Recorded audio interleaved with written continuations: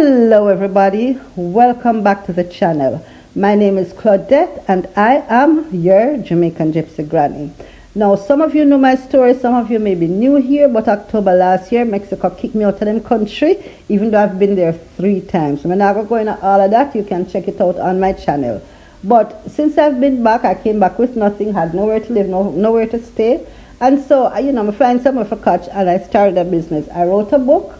How I found strength and healing through 68 Jamaican herbs. It's on Amazon. Just check I'll put it up here. Also, I've gone back to my business, making costumes.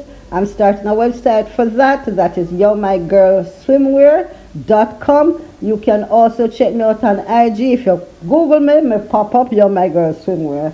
Also, if you want to support me further, there's a PayPal link. Please, me, I'm gonna do me tired to use the iPad generation 2. It'll give me hell. So, I'm grateful for it, but it is not the best thing to work with when you're doing all that I am doing.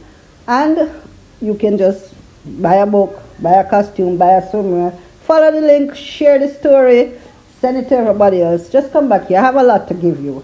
So, thank you all. I know my sound rush, but me I try to get everything in here. What good. Love you. Thanks for your support.